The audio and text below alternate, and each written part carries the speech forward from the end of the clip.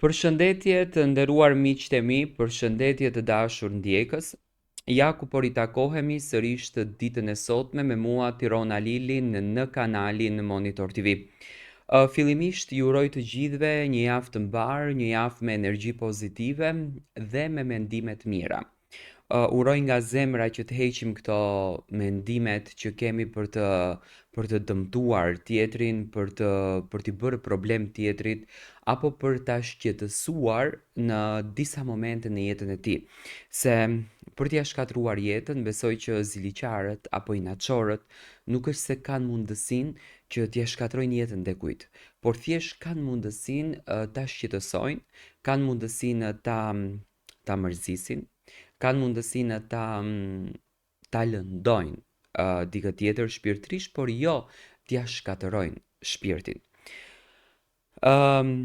Do ndaloj tek një ngjarje që i ka ndodhur njërit nga njerëzive që më së shumti e kanë mbështetur gjestin, që i ka qëndruar besnik në të gjitha atë rrugtim të tij 7 mujor dhe çdo të thotë të jesh fansi i një protagonistit siç është Big Brotheri, të jesh fansi i një djalit në këtë rast siç është Gjesti, që domethënë ka patur një shikueshmëri të jashtëzakonshme, ka patur një ndjekje të frikshme me klikime dhe pikërisht faqes Gjesti Kryefjala, siç kanë qenë faqe më herët Luis Kryefjala, etj etj, i është mbyllur akonti.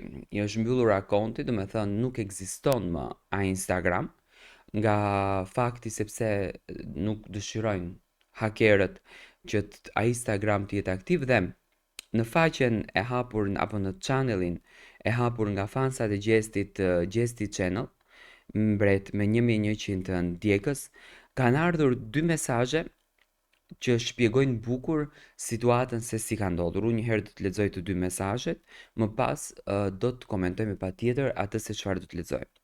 S'po muj me besu, si munet me u shly një fanpage shumë i mirë për Gjestin, Gjesti Kryefjala. Ku e ka nxjerr gjithë shpirtin, mundin, djersën, kohën dhe dashurinë. Do të thënë flet për djalin që është marrë me këtë fanpage. Krejt ato net pa gjumë, krejt ato momente, veç me u zhduk me një klik, sikur s'ka ndodh kur gjo. Do njerës po mdoket nuk e din çka fshihet prapa një profili, sa zemër e për kushtim ka pas aty. E dhimbshme është sepse nuk është veç një akont, është pjesë e shpirtit. Sa xhelozi dhe urrejtje mund të ketë njeriu për dikë që kur nuk i ka bërë keq.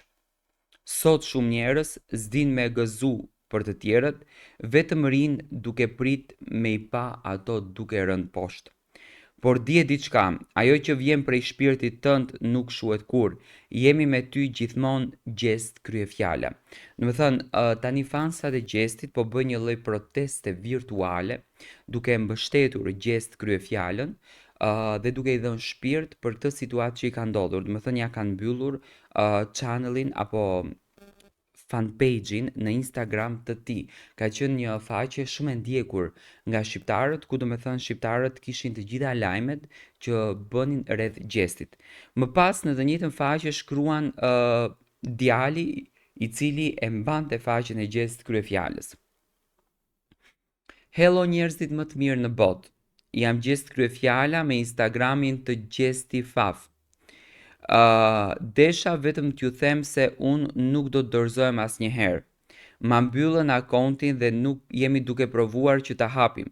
Nëse nuk hapet, do të hap një tjetër, ndoshta disa ditë kanë menduar që unë nuk e vazhdoj duke mbështet Gjestin. Amo, unë nuk dorëzona qatë shlet, jam këtu gjithmonë për Gjestin, si në të keq edhe në të mirë. Tash jam e mërzitur, do me thënë është femër, se ma mbyllën faqen që e kom jep gjithçka, sa net pa gjumë, sa emocione, momentet mira të këqija i kam përjetu me atë akont dhe në fund me ma mbyll zdi do me thënë. Falemderit krejt ata që kanë pyetur për mua ju dua. Do të rikthehem shumë shpejt për Gjestin edhe për juve. Si që thash sot tek një video, Gjesti Ne jemi me ty sot, nesër dhe çdo ditë që vjen, zemër. Do të thënë ky është mesazhi që ka ardhur nga goca e cila e ka mbajtur faqen të gjestit. Mua në fakt më vjen shumë keq gjërat të këtilla që ndodhin, më vjen shumë keq sinqerisht. Unë mendoj që nuk duhet të jemi kaq zemër prishur apo kaq ziliqar për mbështetjen dhe për dashurinë që tjetri merr nga fansat e tij. Normalisht me gjithë këtë famë të madhe që ka Gjesti, me gjitha këto klikime, me gjithë këtë dashuri, normal që Gjesti do të kishte këtë mbështetjen të jashtëzakonshme, por ka domethënë njerëz të cilët mundohen që të thyejnë lodhjen e dikujt, energjinë e dikujt, shpirtin të përkushtuar drejt punës që bën, ëh. Do me thënë, të merresh me një punë, do të thotë që ti japësh komplet nga vetja jote, që në atë punë që ti bën gjërat të dalin sa më bukur, të duken më profesionale, të ketë më shumë energji të bukur brenda saj dhe nga zilia, urrejtja dhe inati, fenomen që unë e kam trajtuar disa herë në kanalin Monitor TV këtu ku ne takohemi çdo ditë, do me thënë, kam folur për mlefin që njerëzit ushtrojnë ndaj vetes së tyre për të tjerët. Ne shqiptarët e kemi këtë defektin dhe nuk e ndrojmë. Do me thëmë, pa marrë parasysh çado që të na ndodhen ne nuk e ndrojmë. Ne më shumë gëzohemi në fatkeqësi se sa në lumturi. Do me thëmë, suksesin në asnjë mënyrë nuk ja pranojmë dikujt tjetër. Tani, Gjesti dhe Egli patën fatin, sepse shumë të tjerë më thonë ti komenton si fans i tyre, nuk është puna fans, po të flasim realitetin. Tani Gjesti dhe Egli patën fatin të kenë dashurin, të kenë shikueshmërin, të kenë vëmendjen, të kenë të gjitha të mirat që në fakt një personazh publik dëshiron tek shqiptarët, tek njerëzit e tij të dashur. Dhe Gjesi dhe Egli këtë gjë arritën.